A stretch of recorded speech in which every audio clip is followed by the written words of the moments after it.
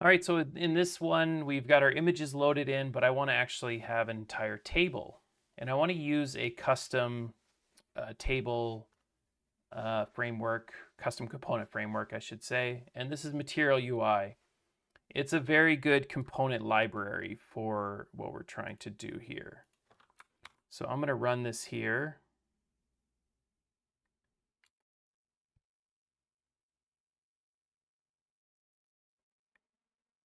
Okay.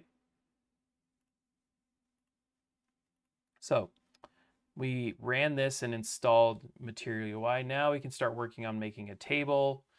The table has several different elements to it: the table container, table, table head, table body, table row, table cell. It will render as a TH if it's in a table head and a TD if it's in a table body by default. We'll see how that works. There's table pageant, table footer, table pagination, table sort label. We're not using those, but we'll use the rest of them. So I want to create a new component. I don't want to use this same component here. So let's create a new component, which we'll do in a new folder called components. And we will type mtg table.tsx export default function mtg table, and we're going to return that table. So how do we start building this table out? Well, we will import all of those things that we need: table container, table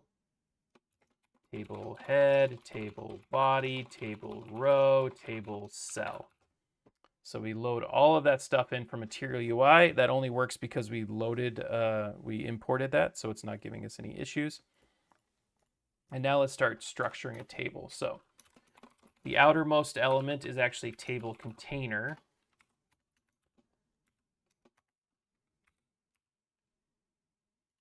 And then inside of that is table. Inside of that is table head. And below that, table body. Okay, and then inside of each of these is table row.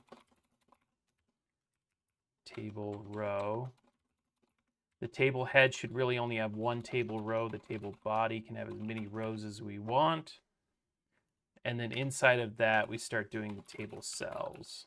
And we're just going to do, I'm just going to do a test example one here, call. And then we're going to put table cell data like that. And now let's import this into our main page.tsx here. So we'll go import mtg table. And now I'm going to comment this out because I probably will just copy that later. Let's put in our table mtg table here, and we just use it like a normal HTML self-enclosing HTML component. Now when we go over here, our table is here, and there's a column, and there's the row. There's the table head, table body. If we look at it, you can see that it gets parsed into basically a table. We have a table, we have a table head, we have a table body. This cell is inside of a TR. TD's here, and inside a T head, inside of that TR is a TH. So it automatically decides between using TH or TD for the cell. If it's in the head, it uses TH. If it's in the body, it uses TD. So you've got a table basically. So now I want to actually pass my data, my cards, into that element. So go back over to mtg table, and we're going to make it expect a property, which is going to be a card, mtg cards. And we need to import that type as well. mtg card from types. Props is going to be cards. And a type is going to be mtg card. Okay. Now we go back over here, and we're going to pass that in as a property here of cards equals cards. Just like that, we're going to be passing those cards in. Did I type card singular? No. Oh, it doesn't. It's an array of cards. Sorry, make that an array, and now we're in business. Okay. So we're passing that in, and now we can start working on displaying the cells here. Let's grab that type again, just so I can remember what's going on here. Split to the right. We'll come back over here to our table. and we'll start mapping this out. So we got name. So let's, inside of here, we'll say name.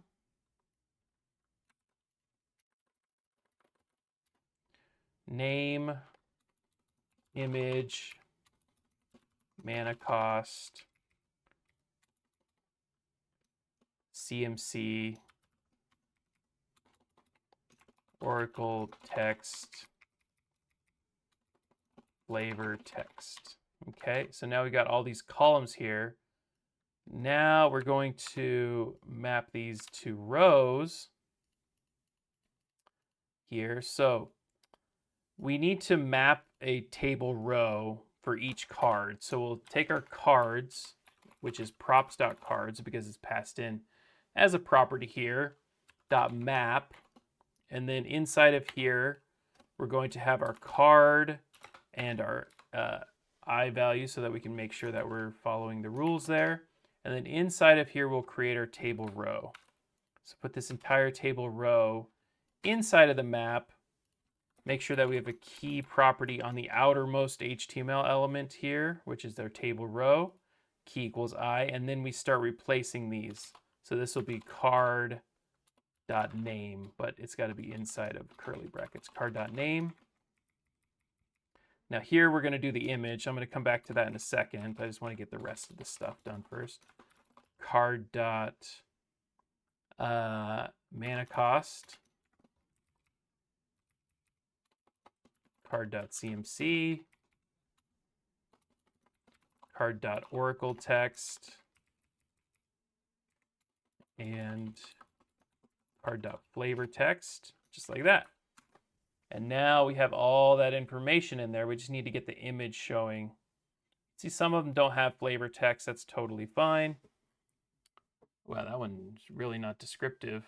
It's got a great flavor text, but not anything else going on there. Okay. So how do we get the image? Well, let's just go back to page and we'll grab this out. I told you I was going to steal this later. We're just going to grab the image part of it out, and we're going to put that in here. Let's take a peek here. So it's going to be card image. Why is it all squiggly?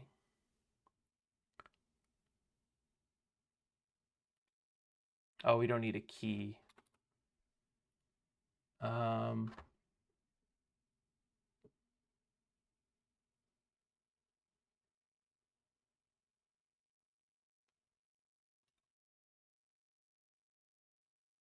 Oh, we need to import image.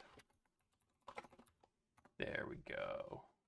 And we can remove that import over here and remove that stuff now that we've properly stolen it. All right, so we've got our image. I'm actually going to half both of these. So let's say 50, and then we'll round it up to 70. I know you weirdos wanted me to round it down, but I rounded it up. And now look at that. We've got our little images there and our table rows, and everything is working wonderfully here.